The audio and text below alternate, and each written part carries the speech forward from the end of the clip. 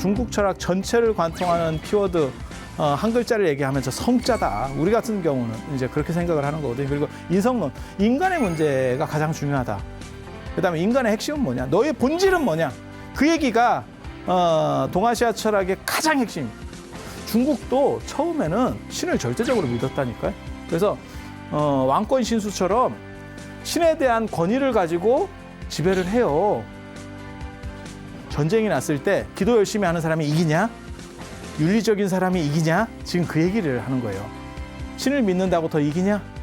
이제 그 문제가 벌어지는 거예요. 신이 역할을 많이 할 때는 이 성에 대한 생각이 줄어요. 이건 인간을 대표하는 거기 때문에. 인간을 대표하는 거기 때문에. 근데 신에 대한 역할에 대해서 사람이 점점 회의적이면 이 비율이 점점 높아집니다. 그러니까 성과 신은 맞복이에요.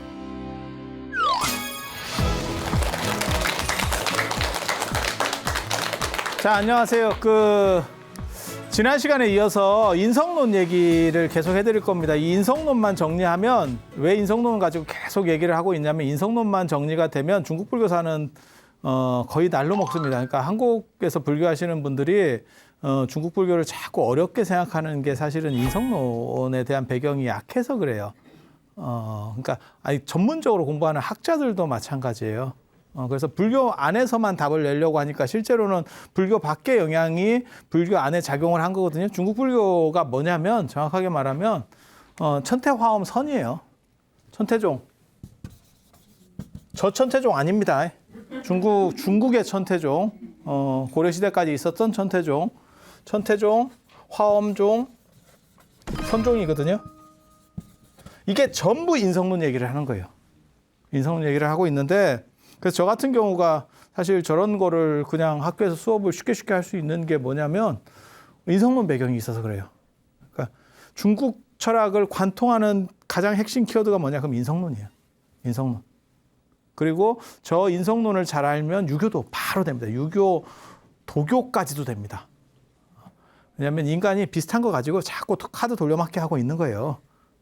그래서 조금 더 정밀하냐 아니냐, 그 다음에 이렇게 보느냐 저렇게 보느냐의 차이인 거지, 실제로는 이게 뻔한 견적 나오는 거고 어려운 건 사실은 요만큼도 없습니다. 그거 왜냐하면 이게 2500년 전 사람들의 생각이에요.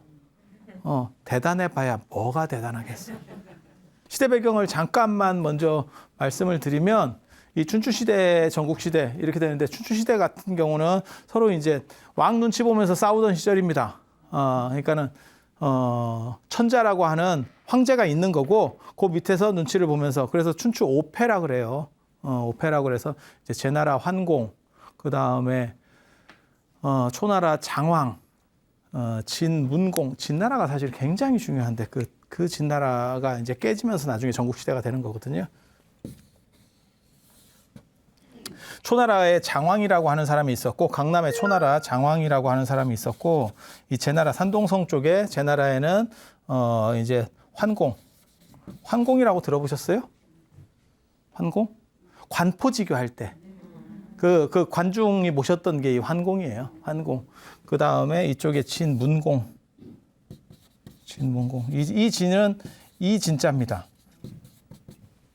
이 진자를 쓰는 진문공이 있고, 이렇게 있고, 그 다음에 여기 오나라가 있고, 그 다음에 여기 월나라가 있습니다. 월나라 밑에가 월남입니다. 베트남 월남. 월남. 월나라 밑에 있어요. 월남이야. 월남. 여기에 이제 오왕 부차라고 하는 사람이 있고, 여기에 이제 월왕 구천이라고 하는 사람이 있고, 치고받고 맨날 싸워요. 이게 사실은 초나라가 좀 더 위로 올라와야 되고, 이렇게 맨날 싸워. 그래서 5월 동주라는 동, 순망치안, 잇몸이 없으면 이가 실이다. 지그들끼리 계속 싸웁니다. 저 5명이 이제 가장 잘 나가는 이 춘추시대를 대표하는, 그래서 춘추의 5명의 패자라 해서 오패라 그래요. 오패. 오패가 뭐냐면 이걸 다 정복하진 않은데 힘이 있어서 줬다 폈다 하는 거예요. 지금 트럼프나 안 그러면 시진핑 같은 게 패자입니다. 패자. 다 먹고 들어오는 건 아니야. 근데 눈치를 봐야지. 눈치를 봐야지. 전 세계 패자면 트럼프 대통령이 패자겠죠. 그리고 이제 지역 패자들도 있어요. 뭐 푸틴 대통령도 있고, 시진핑도 있고, 뭐 이렇게 이해가 대충 되시죠? 그런 패자들이에요. 그래서 이 황공이라는 사람은 그 관중포숙을 썼었던 사람이고, 뭐 여기에 얘기들이 많습니다. 이 장왕도 멋있는 사람이에요. 초나라 장왕. 저 얘기 보면 뭐 기가 막힌 얘기들이 있죠. 왕이 되고 3년 동안 술만 먹었대. 내리 술만 먹었대. 그러면서 뭐라 그랬냐면, 술 먹으면서 그랬거든요. 입이라도 뻥끗하면 죽는다. 누구든지 말하면 죽어. 이러고 3년 동안 먹었는데 말을 하는 놈이 없더래. 죽을까 봐. 이제 3년이 지나니까 나라가 개판이 되니까 한 사람이 죽을 각오를 하고 말하는 거예요. 근데 대놓고 말은 못 하겠고, 3년 동안 어떤 새가 있는데 울지도 않고 날지도 않고 있다. 뭐 어떻게 좀 해봐라. 이제 죽을 각오를 하고 그렇게 하는 거예요. 그랬더니 그 초나라 장왕이 참 멋있지. 술잔을 탁 던지면서 했다는 얘기 그거예요. 한 번 나르면 하늘 끝까지 올라가고 한 번 울면 천하가 진동한다. 딱 그리고 술 딱 끊고 그때부터 정사를 시작하는데, 그 3년 동안 사람을 본 거예요. 누가 쓸만하고 누가 쓸모없는 놈인가를 계속 보고 있었던 거예요. 거기 막 딸랑거리고 있었겠지. 딸랑딸랑 막 이렇게 거리고 있었겠지. 그래서 싹 숙청하고 쫙 몰아서 밀어붙여서 천하의 패자가 되는 거예요. 이게 다 시대가 다른 사람들입니다. 예, 이 부차, 뭐 구천 이런 사람들이 뭐 하는 사람이 이게 손무, 오자서, 손자병법 요 밑에 부리면서 쓰는 사람이고, 요 구천이 그 와신상담할 때 쓸개 빨아먹으면서, 이 구천 진짜 대단한 사람입니다. 난 저런 사람 처음 봤다니까. 예. 부차가 초나라를 나중에 치고 들어가니까 이 구천이 여기를 공격하거든요. 이 뒤치기. 집 비었을 때 빈집 털기로 들어간다고요. 그래서 부차가 결국 나중에 상처 입고, 그게 발가락에 상처 입고 골마서 죽어요, 사람이. 그러면서 자기 아들한테, 아들이 함녀요, 함녀. 함녀 들어봤을 거예요. 오왕 함녀. 이 아들한테 뭐라 그러냐면, 나를 죽인 건 구천이니까 구천을 네가 꼭 복수를 해라. 라고 해서 저 함녀가 또 오자서하고 손무 이런 사람들 이렇게 잘 써가지고 이깁니다. 그래서 구천이 제표. 그래서 그걸 이제 죽여야 됩니다. 이러니까 이 구천이 또 잘 켜요. 잘 켜. 그러니까 너무 기니까 아버지 원수인데도 불구하고 살려줍니다. 그래갖고 3년 동안 거기서 이제 약간 노비 비슷하게 이렇게 왕실에서 이렇게 하는데, 결정적으로 어떻게 해서 풀려나는지 아세요? 난 저런 거 보면 진짜 대단한 사람이라고 싶어. 왕이었던 사람인데 함녀가 아프니까 저게 이제 낫겠나 안 낫겠나를 판단을 해야 되는데, 그때 구천이 어떤 행동을 하냐면요, 함녀의 응가를 먹습니다. 이걸 맛보면 알 수 있습니다. 이렇게 하고 딱 먹고, 나을 병입니다. 이렇게 해버려. 그러니까 함녀가 딱 보니까 저걸 먹을 정도면 쉽지 않은데 이거 누가 봐도 쉽지 않은데, 그래갖고 사람을 신임하게 되는 거예요. 그래서 옆에 사람들한테 너네는 먹을 수 있겠냐? 이러니까 그건 뭐 그렇게 합리적인 것 같진 않습니다. 꼭 지금 해야 되는 거 아니면 뭐 나중에 하죠. 뭐 이런 식으로 했다는 거예요. 그래서 저 사람을 풀어줬잖아요. 풀어주니까 집에 가고 계속 쓸개 먹고 있고 쓸개 빨면서 매달아 놓고, 그래서 나중에 결국 함녀가 되치기 당하죠. 함녀가 구천 잡으러 갈 때는 와신, 그러니까 장작 쌓아놓고 거기서 자가지고 끊임없이 자기를 이렇게 노력해서 결국 얘를 이겼고, 구천이 이길 때는 쓸개 먹었다는 거잖아요. 쓸개를 계속 아침마다 빨면서 네가 당한 치욕을 잊지 마라. 그렇게 결국 함녀를 잡아요. 뒤집게 해가지고 잡아요. 그런데 함녀하고는 이제 함녀가 자기를 살려줬으니까 살려주려고 그랬는데, 함녀는 저런 구천 스타일은 아니지. 그래서 결국 자살합니다. 근데 여기 이 이야기에 기가 막힌 사람이 등장을 해. 기가 막힌 사람이. 그게 누구냐면 범녀라고 하는 사람이 있어요. 범녀.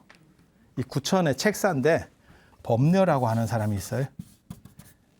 이 시대 상황을 좀 알아야 돼요. 춘추전국 시대가 뭐하고 똑같은 거냐면 국가 개념이 없습니다. 능력 있는 사람들은 여기로 갔다가 기용되고 저기로 갔다 기용되고, 요즘으로 말하면 스포츠 선수 생각하시면 돼요. 그러면 내가 돈이 많으면 뭐 내가 축구구단을 하나 만들면 만수르 같이 뭐 브라질에서 잘하는 사람 뭐 이렇게 해갖고 한 1조 정도를 하면 우리나라 축구팀인데 내 팀인데 전 세계 1등 팀이 나와. 만수르가 그렇게 했어. 그냥 무진장 갖다 박으면 돼. 그럼 그 사람은 국가를 위해서 뛰는 게 아니고 나를 위해서 뛰는 거예요. 이해가 됩니까? 그러니까 춘추전국 시대 때 저런 대단한 사람들이 저렇게 왔다 갔다 하는 거예요. 그래서 맹자도 그렇고 공자도 그렇고 그렇게 해서 쓰이기를 바라는 거예요. 그래서 당신을 이렇게 쓰겠다. 연봉이 딱 맞으면 그 사인해가지고 바로 투입되는 거예요. 그러니까 국가 개념이 없어. 이때는 굉장히 재밌어요. 그래서 저 법녀라는 사람이 이렇게 머리를 싹 쓰는데 저 사람이 기용한 사람 중에 저 법녀가 중국의 역사상 등장하는 최초의 매점 매석가입니다. 떼돈을 벌지. 매점 매석이 진짜 돈 많이 벌거든. 그거를 아이디어를 생각해낸 게 저 사람이에요. 그리고 공자 나중에 제자인 자공이 매점 매석을 해서 돈을 많이 벌거든요. 그리고 저 사람이 뭘 하는 거냐면 나라를 다 뒤져가지고 미인을 찾아냅니다. 그래서 부차한테 미인계를 써요. 구천을 살리기 위해서. 그때 들어간 미인이 서시입니다. 그 유명한 서시. 네, 서시. 서시라고 들어봤어요? 이게 서시가 이름이 아니에요. 그냥 시씨라는 뜻이에요. 서쪽 지역에 사는 시씨라는 원래 빨래하는 애예요. 근데 빨래하다가 이게 인물이 너무 좋으니까 길거리 캐스팅 되는 거거든요. 그래서 인물이 너무 좋아서 이게 나중에 저 나라가 이제 넘어가잖아요. 오나라에 파견돼 가지고 이제 부차를 이렇게 해가지고 결국 나라의 재정을 탕진시키는 그런 역할, 스파이지 어떻게 보면 스파이 역할을 하는 거지. 그렇게 해서 그런 얘기 못 들어봤어요? 저 서시가 한번 딱 뜨면 그 빨래터에 딱 뜨면 물고기가 싹 가라앉는다. 그 사대미인 뭐 이런 얘기 중국 가면 그거 있잖아요. 그 치모가 서시예요. 치모 물고기가 수영하는 걸 잃어버리고 이렇게 해서 가라앉는다.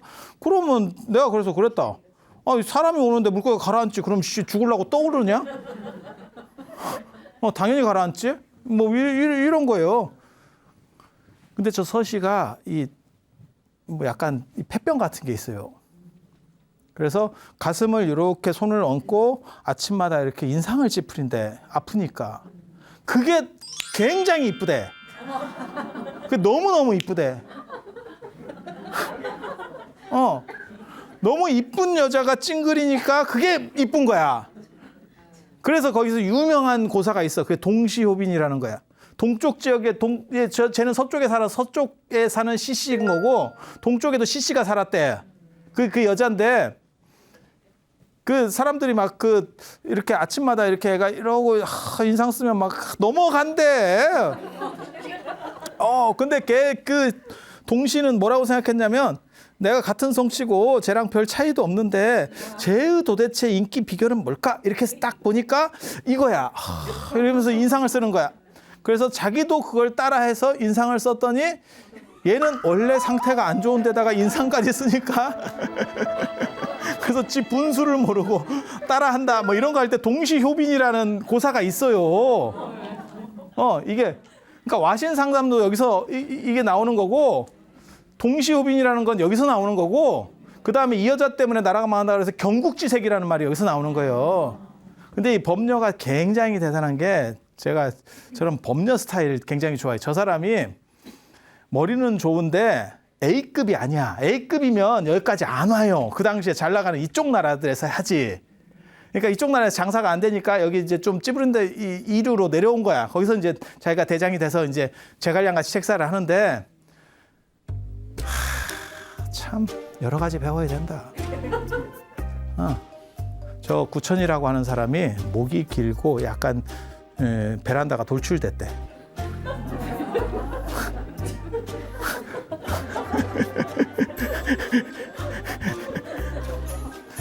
이게 길고 이게 돌출되면 어떻게 되는지 아세요? 약간 타족과 이해가 되죠? 이런 스타일은 고통은 함께 할 수 있어도 즐거움은 같이 누릴 수가 없대. 의심이 많은 스타일이라는 거예요. 그러니까 힘들 때는 같이 딱 할 수 있는데 안 된다는 거예요. 그래서 구천이 함녀를 죽이고 오나라를 딱 이렇게 제끼고 난 뒤에는 범녀는 자기가 매점매석으로 떼돈 번 걸 가지고 바로 빠지는데 사표 내는 거예요. 사표 내는 거예요. 중국에서 제일 재상으로서 유명한 사람이 저 관중, 그 다음에 초안지의 소하, 제갈량 이런 사람들이에요. 근데 이 범녀는 약간 운치 있는 사람이거든. 이제 다 많이 묵었으니까 나는 빠진다. 바로 사직서 내고 그 다음에 어떻게 가냐면 서씨랑 같이 갔다. 멋있지. 참 저 낭만적인 행동을 하는. 그러니까 별 사람이 다 있어요. 저 당시에 이걸 보면 진짜 별놈이 다 있어. 그리고 이 사람들 말고 여기 진나라, 진목공도 들어가기도 하고 여러 사람이 더 들어가요. 다 더 들어가. 그래서 이런 패자들이 활동하던, 그러니까 대장들이 하나씩 나올 때는 이거는 춘추시대라고 하는 거고, 전국시대는 전국칠흥이라고. 이 진나라가 너무 잘 나가니까 진나라가 나중에 쪼개져요. 한위조로 쪼개져. 그래서 이게 이 밑에가 한나라, 여기가 위나라, 위쪽이 조나라. 그래서 여기는 연나라가 있고 제나라가 있고 그다음에 초나라가 있고 오나라, 월나라, 그다음에 이쪽에 진나라, 이렇게 해서 7개 나라가 되면 그걸 이제 전국칠흥이라고 해서 이제는 7팀만 남아서 이제 박 터지는 거예요. 그 전에 짜잘한 것들은 싹 끝나고, 원래는 저 진이 최강이었기 때문에 쪼개져도 얘는 3개가 얘네들이랑 어느 정도 할만해. 그러니까 이 진이 있었으면 사실은 굉장히 중요해요. 어떻게 통일됐을 수도 있는데 결국은 이 진한테 먹혔지. 서쪽 진한테 먹혔지. 그리고 이 진을 사람들이 좋아했기 때문에 이게 위진남북 시대 때도 이 진자를 쓰는 거예요. 이 진이라는 글자 나라는 잘 안 나옵니다. 다 이 진을 써요. 그러니까 이 진에 대한 향수가 있는 거예요. 향수가 있는 거예요. 그래서 춘추전국 시대가 이렇게 되는 거고, 이런 혼란 상황에서 각 나라는 능력 있는 사람들을 끄집어 당기려고 계속 당기는 거예요. 그 사람들이 몇 명이 들어오느냐에 따라서 국가적인 위치가 달라져요. 어차피 임금이 머리 좋은 건 아니거든. 임금은 사람을 쓰는 사람이지. 임금은 혈통으로 되는 거니까.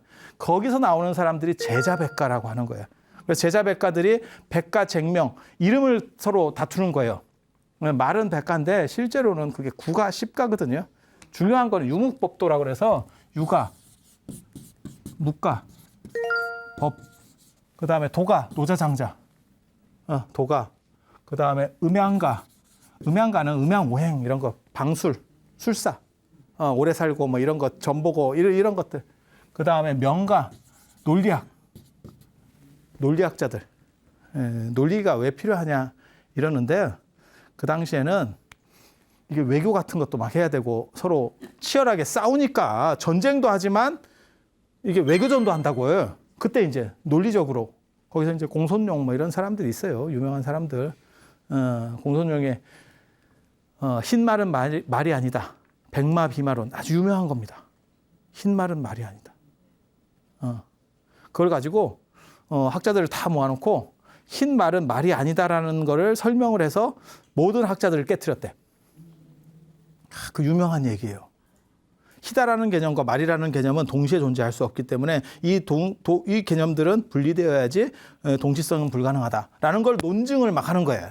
약을 팔아가지고 학자들을 다 깨트렸대.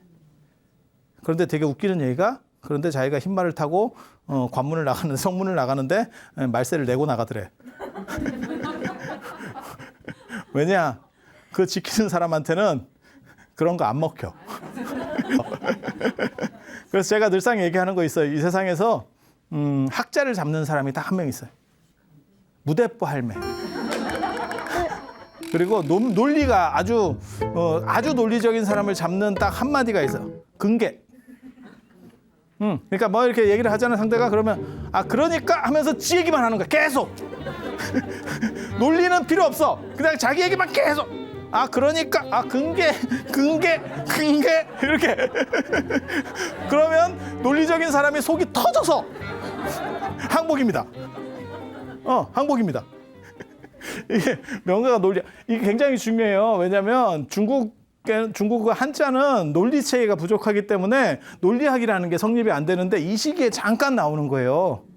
이 뒤에는 다 뭐냐면 불교처럼 선불교처럼 직관 이런 걸로 간다고요. 근데 이때는 논리 개념이 나온다니까요. 그리고 종행가라고 하는 것도 있고, 종행가는 가로 세로 가로, 그러니까 왔다 갔다 하면서 유세하는 거예요. 서로 편 먹어주고 뭐 이렇게. 그러니까 요즘으로 말하면 뭐라 그럴까? 로비스트? 로비스트? 그 다음에 여기에 농가, 농사 짓는 사람들. 그 다음에 뭐 잡가. 잡가는 그냥 잡이에요, 잡. 그 다음에 여기에 뭐 소설가도 들어가기도 하고. 몇 개요? 네, 다, 일곱, 여덟, 아홉, 10개. 뭐 이런 것들이 들어가요. 이거 다 뭐 뒤에 거는 별 필요 없고 요 4개. 4개가 핵심입니다. 4개가 핵심입니다. 그래서 제자 백가를 제자 구가 뭐 이렇게 구가 꽉 찼다, 완전하다 뭐 이런 식으로 표현들을 해요. 그래서 뒤쪽은 좀 들쭉날쭉하고 앞쪽 거 4개가 이제 핵심. 그래서 저런 사람들이 시장에 나와가지고 나를 기용해 줄 사람, 그리고 없으면 가서 이제 만나서 이렇게 따지고 뭐 이렇게 하는 거예요. 그래서 당대에 가장 이적료가 높았고 그 다음에 연봉이 많았던 사람은 순자입니다. 맹자는 땡푼입니다. 맹자는 말만 더럽게 많고, 말만 더럽게 많고, 그리고 맹자는 거의 아마 자기가 혼자서 책 썼을 걸. 순자는 집단지성이에요. 그게 직하학궁에서 제나라에서 그런 학자들을 모시는 데가 있어요. 따로 거기 리더입니다. 제주. 그러니까 서울대로 얘기하면 서울대 총장, 실력으로 올라가는 사람, 진짜 실력으로서 총장이 되는 사람. 그냥 이렇게 낙하산 말고 그게 순자예요. 그래서 이런 사람들이, 이런 제자백가들이 많이 움직일 때 이 성론, 이 인성론이라고 하는 것들이 논의가 많이 돼요. 지난 시간에 그런 얘기 했잖아요. 천과 성의 관계. 천명지의 성이다. 그리고 천이라는 것이 주가가 하락하면 성이 주가가 올라간다. 여기까지 얘기했잖아요. 근데 이게 완전히 관계가 끊어지진 않아요. 이 두 가지를 어떻게 볼 거냐에 대한 이야기가 계속 있어요. 그래서 이 천을 처음에는 이 천이 3가지로 나중에 분류가 되거든요. 처음에는 인격천. 그러니까 진짜 신이에요. 신. 그리고 하나는 법칙으로 봅니다. 어떤 원리, 원칙. 야, 신이라고 하는 게 네 맘대로 막 하는 게 아니고, 기독교도 비슷하게 생각할 수 있어요. 윤리적으로 살면 그 사람에게 지옥에 보낸다는 게, 신을 안 믿었다고 지옥에 보낸다는 게 말이 되냐? 살인을 저지르고 신을 믿었다고 천국으로 빼주는 게 그게 신이냐? 그런 사람도 있습니까? 있지. 뭐 코르테스나 남미나 호주나 아프리카 정복할 때 백인들이 그렇게 행동한 거예요. 거기서 금을 빼다가 성당에다 갖다 주면 잘한다 이래가지고 또 가고 이렇게 하는 거예요. 그게 신이냐? 그러니까 이쪽에서는 뭐라고 생각하냐면, 그런 신이 아니고 신이라고 하는 것은 사실은 원리일 뿐이다. 불교식으로 말하면 다르마, 법칙이다. 이렇게 주장을 하는 거예요. 그러면 요거를 신이라는 말을 쓰지 않고 천이라는 말 대신에 리라는 말로 씁니다. 천리. 이렇게 되는 거지. 천리. 그래서 인격천이라고 하는 게 있고, 인격천이라고 하는 게, 이거는 진짜 하늘이 무심타. 이렇게 얘기할 때 하늘이 나를 알아줄 것이다. 그러니까 유신론적 신이에요. 그리고 의리천이라고 하는 게 있고, 의리천이라고 하는 거는 법칙이에요. 이건 법칙. 그리고 또 하나의 천이 자연천이에요. 자연천. 그냥 파란 하늘. 자연. 아무것도 아닌 거예요. 그래서 맨 처음에 여기가 점점 이 성이 발전하면서 이쪽으로 이동을 해요. 그래서 나중에 중국 신유학의 철학의 목적이 뭐냐면 이 이와 성의 관계예요. 그래서 성리학이라고 그러는 거예요. 성리학. 성리학. 이 천과 성에 대한 논의들이 이 전국 시대가 되면 굉장히 이제 활발하게 이루어지기 시작해요. 그래서 공자가 얘기한 게 맨 처음에는 성상거냐 습상어냐, 모든 성품이라고 하는 건 비슷하게 태어났는데 환경에 따라서 달라진다. 공자의 제자의 제자들이 뭐라고 얘기했냐면 성유선유악론. 성이라고 하는 것에는 선도 있고 선한 것도 있고 악한 것도 있어. 야, 네 본질에는 선한 것도 있고 악한 것도, 그게 이렇게 발현될 수도 있고 저렇게 발현될 수도 있어. 섞여 있는 거야. 선한 게 아니야, 인간이라고 하는 건. 이렇게 주장하는 게 어떻게 보면 공자식 사고에서 가장 비슷한 사고일 거예요.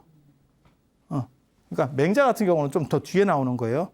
그다음 도가에서는 뭐라 그러냐면, 야, 성이라고 하는 것은 선악을 초월하는 거야. 더 본질적인 거야. 선악 같은데 계속 왔다 갔다 하고 있는 게 그게 성이냐? 그 그릇 같은 건데, 네, 그 그릇 같은 건데 어떻게 보면 그걸 담고 있는 건데, 그걸 넘어서 있는 거지. 아니 그냥 얘기들이 계속 점점 퍼지고 있는 거예요. 왜? 이게 논점의 주류였다가 이게 논점의 주류가 되니까 이것은 뭐지? 그 전까지 이거는 생각을 했는데 이거는 생각을 안 해본 거야. 그러니까 여러 가지 얘기들이 막 나오는 거예요. 그러다가 맹자 시절이 되면 드디어 우리가 아는 성선설이 나오는 거죠. 성선설. 이 성선설하고 관련해서 제일 중요한 인물이 고자예요. 고자. 이 고자. 고자는 뭐라고 주장했냐면 성이라고 하는 것은 무선무악. 인간이라고 하는 건 백지 같은 거야. 선과 악이 깔려 있다라고 말하는 게 성유선유악론이야.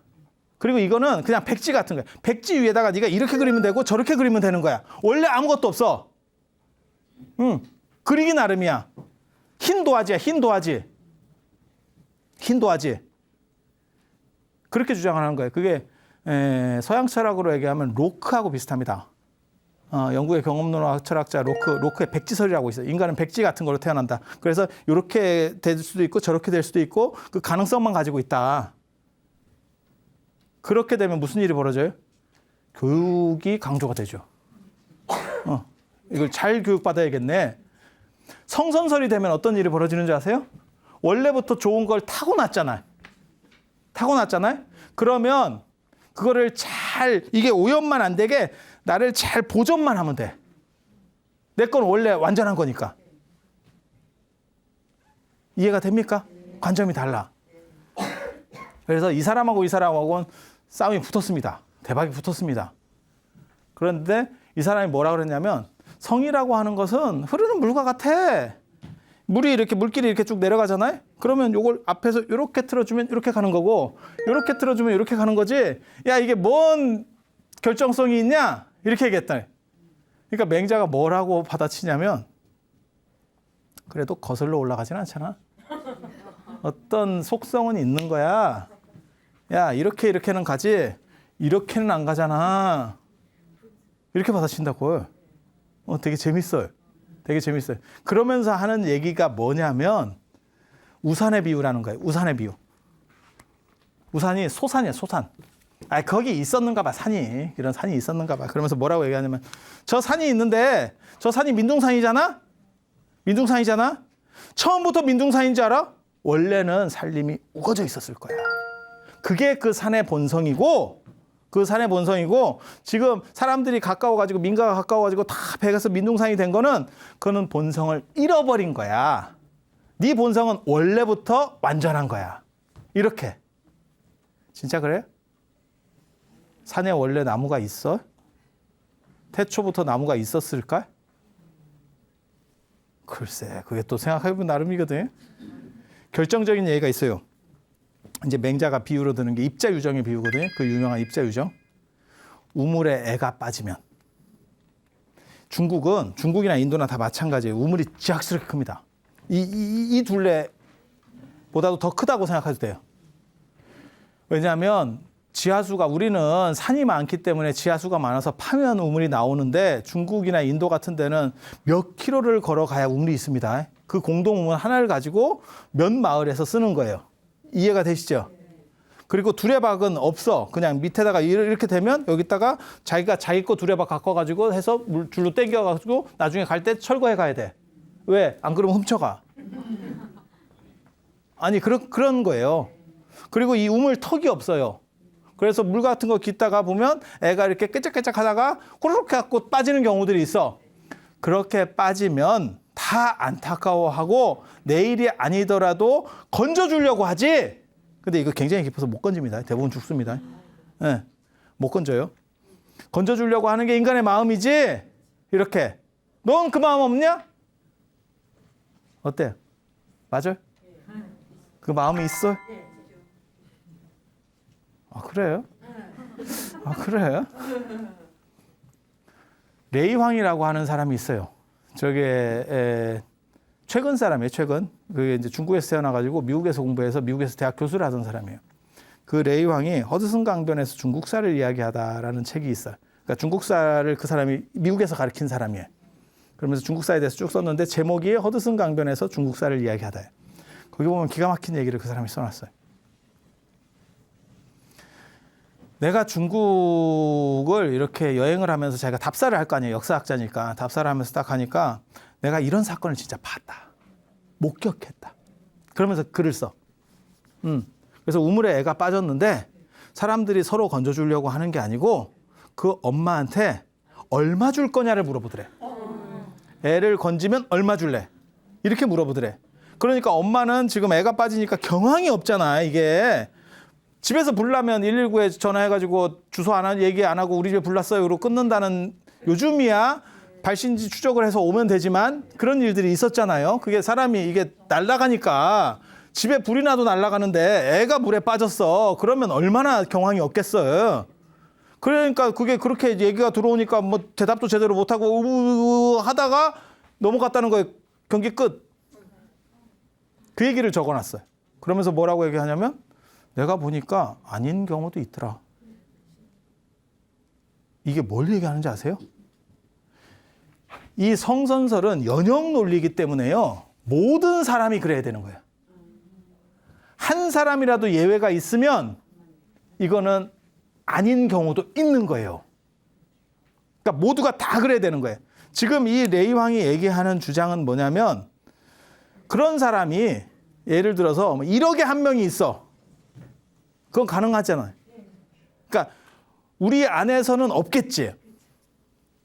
아니, 저는 긍정적이니까. 우리 안에서는 없겠지. 하지만 이런 사람을 계속 늘려간다면, 군집을 늘려가면 뭐 사이코패스도 있고 별 사람이 다 있으니까 그중에 1억에 한 명이만 있다라고 가정을 해봅시다. 그러면 전세가 60억, 70억이니까 60명, 70명은 있는 거네. 그러면 성이 본래부터 선하다고 네가 어떻게 얘기할래? 그 얘기를 하고 싶은 거예요. 네 논리 기반은 깨졌잖아. 기독교도 저런 비슷한 논리의 문제를 안고 있거든요. 신이 인간을 다 만들었으면 신이 결정을 다 했어야 되는데 어떤 사람은 성이 결정돼서 나와. 우리 같은 사람은 다 성이 결정돼서 나온 거예요. 근데 어떤 사람은 성이 문제가 있어서 나와. 그래서 가지고 있는 거는 남자인데 내면은 여자야. 아니면 바뀌어 있는 경우도 있어. 더 웃기는 건 성이 크면서 바뀌는 경우도 있어. 크면서 내면이 바뀐다니까? 그렇게 되는 경우도 있으니까 그러니까 어렸을 때까지만 해도 남자였고 원래 달고 나온 것도 남자였는데 나중에 내가 남자인가? 이렇게 점점 바뀌다가 나는 여자였네. 매트릭스 만든 워셔스키 형제는 처음에는 형제로 시작했다가 자매로 끝났거든? 둘 다 바꿨어요. 둘 다 형제가. 그래서 자매가 됐어. 그리고 또 어떤 경우도 있냐면 오전에는 남자였다가 오후에 여자도 있어. 오후에 여자도 있어. 아니 그렇게 매일같이 바뀌는 거예요. 그런 사람들 있대. 그리고 한 몸에 두 개를 갖고 있는 사람도 있어. 한 몸에 두 개를 갖고 있는 사람들도 있어. 이런 경우를 만약에 신의 실수라고 한 명만 나와도 신의 불완전성인 거예요. 그 사람이 비율이 뭐 어느 정도 높아야 되는 게 아니야. 레이황하고 똑같은 논리예요. 왜냐하면 연역 논리이기 때문에 그래요. 모든 인간은 죽는다라고 연역 논리를 전개했을 때 한 사람만 안 죽은 사람이 나오면 그 연역 논리가 깨져버린다니까요. 모두를 증명할 필요가 없어. 한 사람만 찾으면 되는 거야.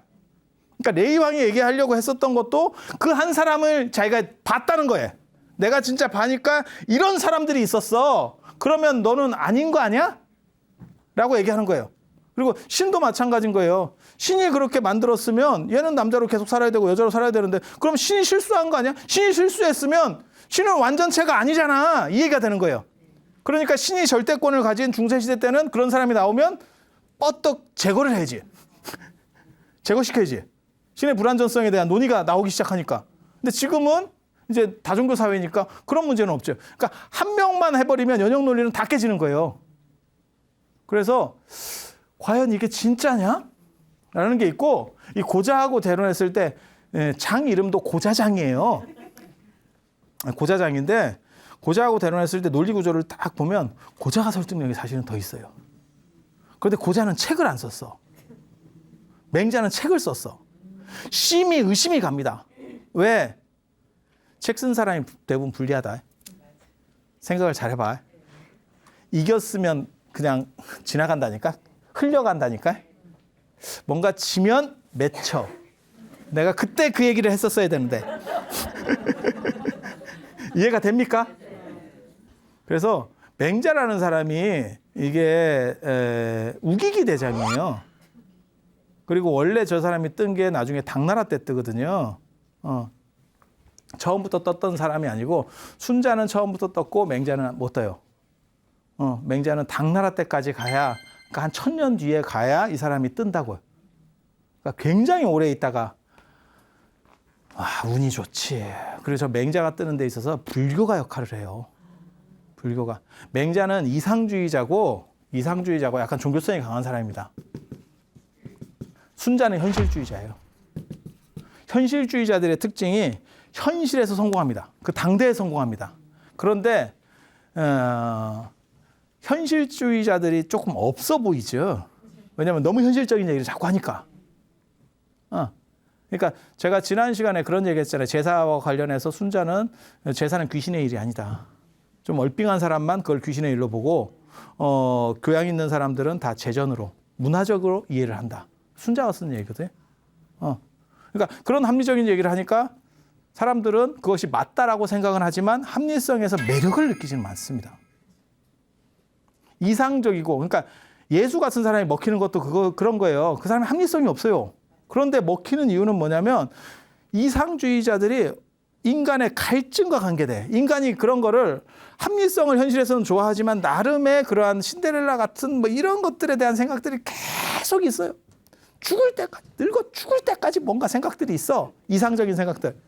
그게 국가가 힘들 때는, 춘추전국 시대 같이 저렇게 막 싸우고 있을 때는 순자가 100% 먹히는 거고, 사회가 안정이 돼서 뭔가 사람이, 그러니까 여러분도 마찬가지일 거예요. 젊었을 때 막 이럴 때는 몇 푼 더 버는 게 더 좋은 거고 뭐 이렇게 생각하기 좋지만, 이제 나이가 들면 이런 게 인간이 사는 건가? 조금 더 나은 거, 뭐 좋은 거, 그 다음에 이제 사후세계도 생각을 해보게 되는 거고, 그 다음에 내가 지나온 자리에 대한 것도 한 번 더 되돌아보게 되는 거, 이렇게 사람이 바뀌잖아요. 그러면 점점 이상화되는 거예요. 그래서 사람들이 무슨 얘기를 하냐면 나이를 먹으면 종교적으로 바뀐다 라고 얘기하는 게 사실은 이상화된다는 뜻이에요. 왜? 내가 약해지니까. 그런데 맹자는 그런 속성을 가져요. 그러니까 맹자하고 예수하고 비슷한 캐릭터라고 보시면 돼요. 그래서 당대에는 골로 갔다가 이렇게 골로 갔다가 나중에 떠. 나중에 떠. 순자는 현실주의자입니다. 철저하게 현실주의입니다. 그리고 말을 들어보면 다 맞아. 그런데 매력이 없어. 아니, 듣고 있으면 고개가 다 끄덕여져. 근데 매력이 없어. 우리 한국 사람들이 제일 어떻게 보면 좋아하는 시가 윤동주의 서시거든요. 그게 이상주의에서 그래요. 하늘 우러서 한 점 부끄러움이 없기를, 그런 놈이 어딨냐. 하지만 그런 사람을 그리워하지. 그렇지 않아요? 아니, 그런 거잖아요. 그래서 그런 갈증들을 가지고 있는 게 사실은 맹자예요. 그래서 맹자는 다시 뜨는 거고, 현실에서는 맹자는 약간 실패한 인물이에요. 그리고 오늘로 해서 인성론이 안 끝납니다. 순자가 나오고 맹자의 성선설이라는 게 뭔지 이제 정확하게 그려보면 답이 나옵니다. 어디까지 답이 나오냐면 나중에 화엄하고 그 다음에 이 선하고 직접적으로 연결이 돼요. 선불교하고 직접적으로 연결이 돼요. 그래서 불교 시대가 됐을 때 가장 수혜주로다가 떡상하는 게 맹자예요. 태마주예요. 태마주. 당나라에서 중국 불교가 발전하니까 태마주로서 맹자가 떠. 그전에는 맹자를 성인이라고 안 해. 그전에는 맹자를 너도 선생이냐? 라고 씹었던 사람이 있어. 저건 야바웃꾼이지 선생이 아니야. 너도 선생이야? 라고 씹었던 사람이 순자야. 순자야. 순자가 그렇게 씹었어. 책에 B12자편에. 순자의 B12자편에 12명은 저건 야바우다. 라고 씹었어. 그런데 맹자가 떡상을 했어. 어떤 일이 벌어졌을 것 같아요? 순자가 골로 가. 이 두 사람은 그래프가 이렇게 되는 거예요. 한 사람이 뜨면 한 사람이 가는, 빛과 어둠이 교차하는, 참 어쩔 수 없는. 순자가 그렇게까지만 안 씹었어도 그때 그거는 거기서 개만 뺐어도 안타깝지. 그래서 우리가 얻을 수 있는 교훈은 뭐냐? 아무리 죽은 것 같아도 너무 극단적으로 씹지는 말자. 인간관계를 너무 극단으로 지우시면 안 되겠다. 이런 걸 교훈으로 얻을 수 있어요.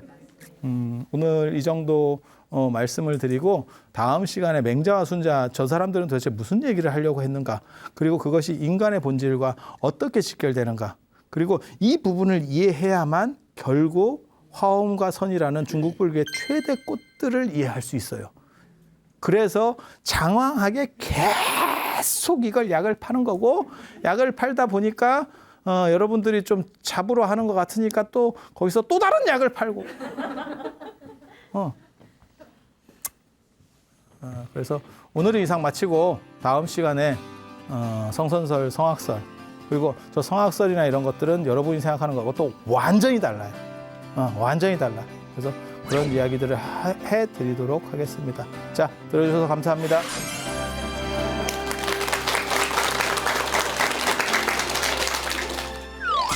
중국의 인성론 문제를 또 가지고 왔습니다. 사실 어렵다기보다는 약간 이질적이라고 해야 되나? 그런 게 좀 있어서 그런 거고요.